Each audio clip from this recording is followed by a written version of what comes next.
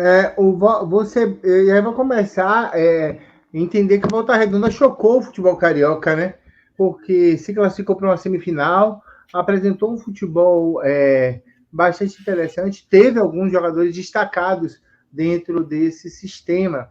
E aí eu quero que você, por favor, faça um apanhado desse Volta Redonda que surpreendeu, que a gente brinca, que chocou o mundo do futebol nesse primeiro semestre. Se você puder fazer isso para a gente agradece. Inclusive, isso até vira corte, que fica bonito, né? Vira até corte. Fale um pouco Ô, desse Volta João, o Volta Redonda. Redonda, dentre os clubes de menor investimento do Rio de Janeiro, ô, Oi? João, o Volta Redonda, dentre os clubes de menor investimento do futebol do Rio de Janeiro, é o clube mais bem organizado, mais bem estruturado e mais bem resolvido financeiramente. É um clube que tem estádio, é um clube que tem centros de treinamentos, é um clube que tem torcida, e uma torcida apaixonada, que chega junto, que comparece aos jogos. É um clube que tem o incentivo da iniciativa pública, através da Prefeitura de Volta Redonda, e também da iniciativa privada. O Volta Redonda, que nos últimos anos, jogando a Série C do Campeonato Brasileiro, bateu na trave. Conseguiu chegar na fase aguda, na fase de classificação, na chamada segunda fase da Série C, mas aí faltou experiência, qualidade, um elenco um pouco mais forte para conseguir o tão sonhado acesso para a Série B do Campeonato Brasileiro.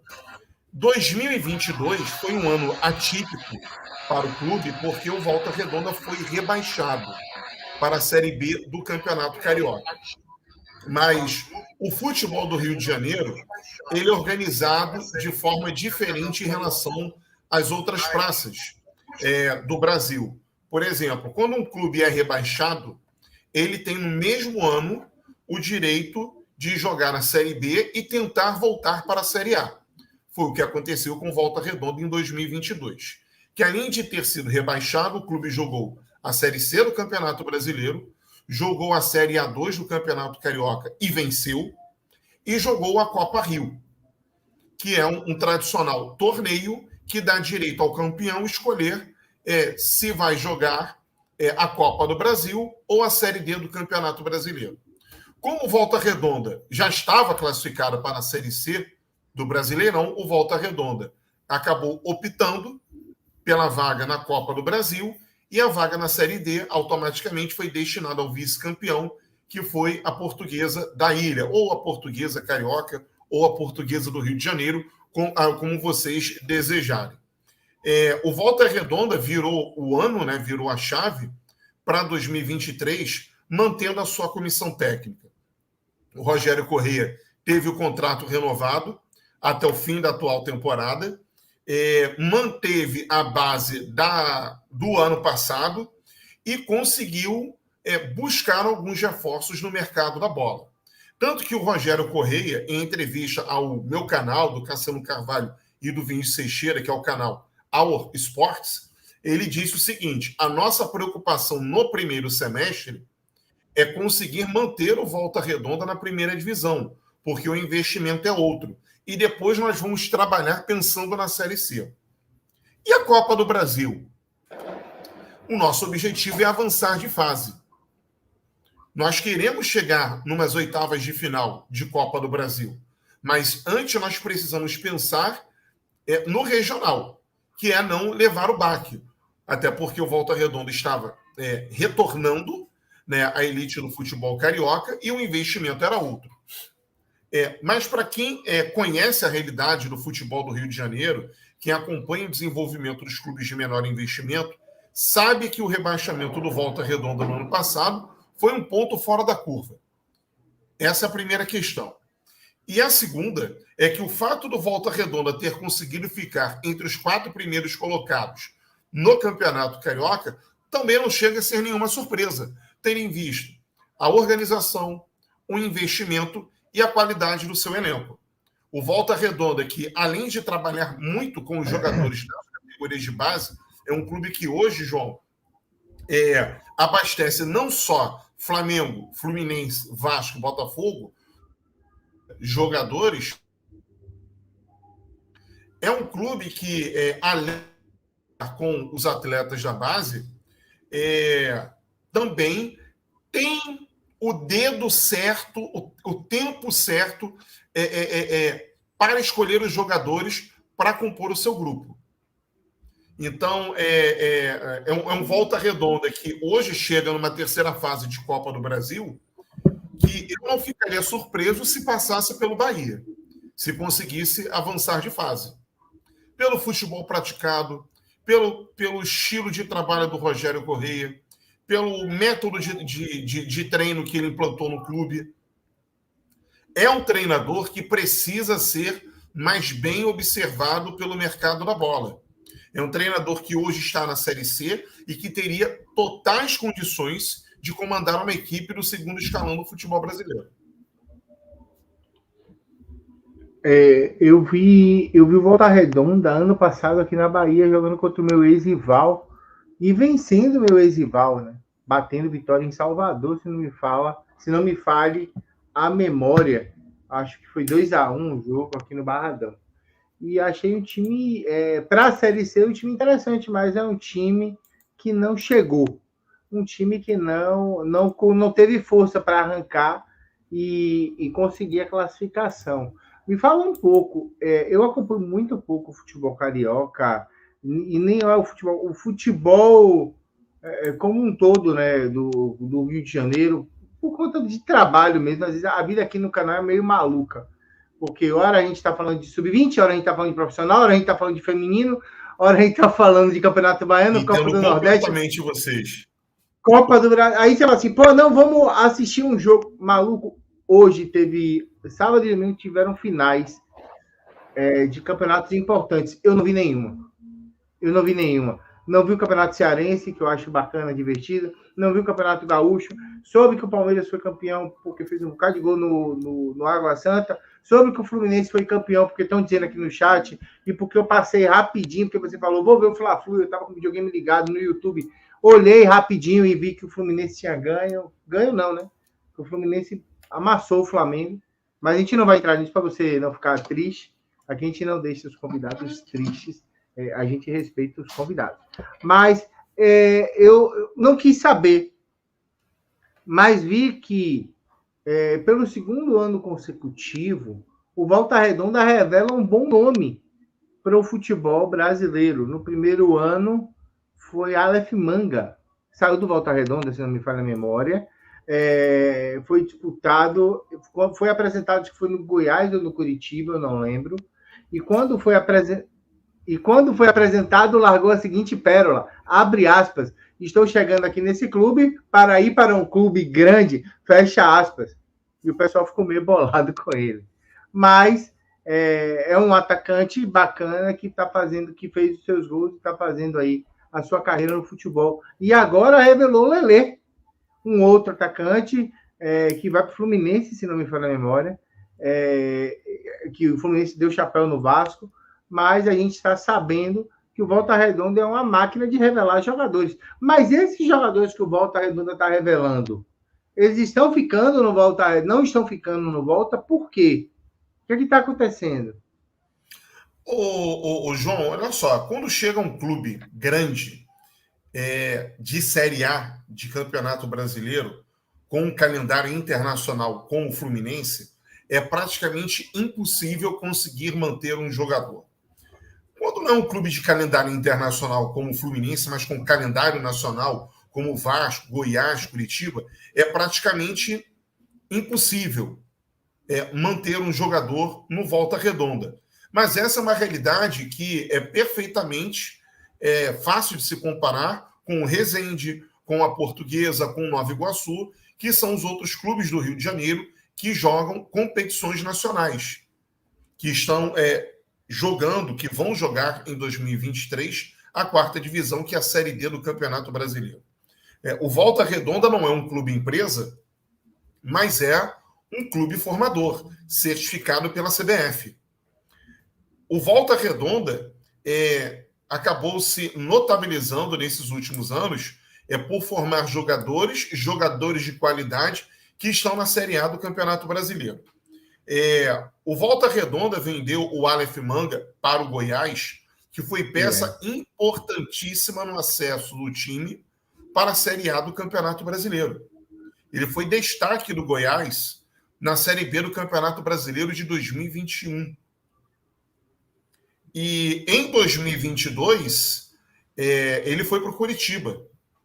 O Lelê, desde o início do ano, nós já sabíamos que ele daria certo.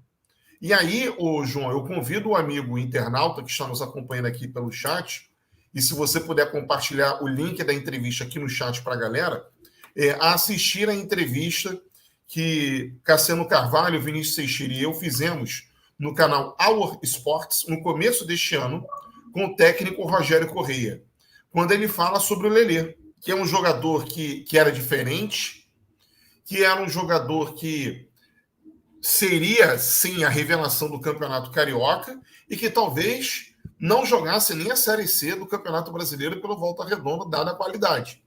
E nós vimos isso agora.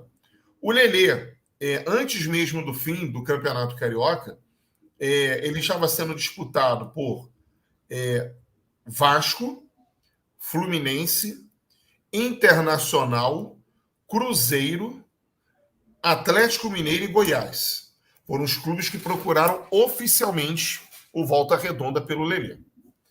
E acabou pesando, né, o calendário internacional. Hoje o Fluminense, financeiramente falando, isso não tem nada a ver com a conquista do bicampeonato carioca, mas é um clube que, financeiramente falando, está organizado através da gestão do Mário Bittencourt, que ele está na sua segunda gestão como presidente do Fluminense. E aí é claro que pesa o fator Fernando Diniz. Hoje todo jogador quer jogar no Fluminense, porque sabe da situação financeira do clube. O Fernando Diniz é um treinador que valoriza os jogadores mais novos e valoriza também para o mercado. O Fernando Diniz hoje é um dos melhores treinadores no futebol brasileiro, tanto que está cotado para ser técnico da seleção brasileira. É um treinador estrategista, é ofensivo. Às vezes perde um pouco a mão no relacionamento com o elenco, com os jogadores, até com a torcida, mas ele amadureceu muito nesses últimos anos. E o Fluminense, para ser bem honesto, fez um esforço muito pequeno para tirar o Lelê. Empenhou uma quantia, o valor é mantido sob sigilo por uma questão de estratégia de mercado, e ofereceu uma contrapartida técnica, que foi um lateral esquerdo, Marcos Pedro, 21 anos, cria das divisões de base do Fluminense. O Marcos Pedro é tido como um novo Marcelo, mas como não tem espaço para ele jogar no elenco profissional, porque tem o Marcelo, que chegou agora, o Alexander, que é lateral esquerdo de origem e vem atuando como volante, o Jorge, que é do Palmeiras, está emprestado ao Fluminense, está machucado, o Fernando Diniz optou em liberá-lo para o Volta Redonda. E o Lelê acabou indo na composição. Ele acabou fazendo uma estreia na vitória do Fluminense sobre o Sporting Cristal na última semana, na última quarta-feira, uma estreia muito boa. Ele não sentiu o peso da camisa, não sentiu o peso de uma estreia do elenco principal, não sentiu o peso de estrear em um jogo de Libertadores. Teve uma atuação de jogador de clube grande. Teve uma atuação de jogador que quer ser grande. E se ele tiver um bom gestor de carreira, uma boa equipe que comande o staff dele, ele tem tudo para ser um jogador diferente no futebol brasileiro. Pimentel está enchendo muito a bola dele. Vai ser jogador de seleção brasileira? Não sei. Vai ser jogador para o Real Madrid? Também não sei. Mas é um jogador que tem tudo para dar muitas alegrias ao torcedor hoje do Fluminense. Rapaz, então o Volta Redonda que vem jogando vai ser um time diferente, né, para o que vai jogar hoje contra o Bahia, correto? Correto. Olha só, João, só para você ter uma ideia, você e os amigos internautas, o Volta Redonda, no primeiro jogo da semifinal do Campeonato Carioca, Venceu por 2-1 o Fluminense. E depois perdeu por 7-0. Mas, assim, se eu falar para você, foi um resultado mentiroso, eu estou desmerecendo o Fluminense. Mas o placar foi exagerado. Tá? O time que entrou em campo contra o Fluminense, e vou pegar como base o 2-1. Vinícius no gol, o Wellington Silva, que é aquele ex-Flamengo, aquele ex-Fluminense, aquele ex-internacional. Lateral. Aí, exatamente. Alice Vinícius. Guarda esse nome, que no final da escalação vou falar um pouco sobre ele. Alice Vinícius, Sandro Silva, Ricardo Senna. Aí, Bruno Barra, que é o jogador mais antigo no elenco. É o jogador com mais partidas na história do Volta Redonda. É considerado o maior ídolo da história do clube. Dudu e Luciano Naninho. Aí, Luizinho, Pedrinho, guarde esse nome, e Lelê. Por que eu estou pedindo para você destacar esses 3 nomes, João? Alísio Vinícius, Pedrinho e Lelê. O que eles têm em comum? Os 3 não são mais jogadores do Volta Redonda. O Alísio Vinícius, ele pertence ao Fortaleza, foi emprestado até o fim da atual temporada ao Volta Redonda. Por conta da boa temporada, do bom desempenho, né, com a camisa do Volta Redonda no Campeonato Carioca, o Juan Pablo Vojvoda pediu o retorno dele ao tricolor cearense. Existia um termo aditivo no contrato do Alísio Vinícius que permitia o retorno dele ao Fortaleza sem que o Volta Redonda recebesse uma compensação financeira ou uma contrapartida técnica. Então, o Alísio Vinícius já não enfrenta o Bahia. A outra baixa importante no elenco do Volta Redonda é o atacante Pedrinho. Ele foi negociado após o fim da participação do Volta Redonda no Campeonato Carioca com o Ceará. Ele já chega como reforço para a Série B do Campeonato Brasileiro. E a outra baixa, o Lelê, que foi negociado com o Fluminense assim que foi encerrada a participação do Volta Redonda no estadual. São as 3 baixas importantes que o Volta Redonda tem. Pimentel, mas importante em que sentido? São 3 jogadores que eram titulares. O Alísio Vinícius, me arrisco a dizer que, apesar do 7-0, tá, gente? Foi um dos melhores zagueiros do Campeonato Carioca. O Pedrinho, que é um jogador mais que joga mais centralizado, ele também fez um bom estadual. E o Lelê, para mim, foi a revelação do Campeonato Carioca desse ano. Então, acabou que o técnico Rogério Corrêa sofreu 3 baixas importantes. É lógico que o Volta Redonda já contratou jogadores para repor essas saídas. Já tinha algumas peças de reposição dentro do elenco, mas eu não sei se são jogadores com a mesma qualidade técnica e individual que esses 3 jogadores têm e que vão deixar uma lacuna importante para ser preenchida.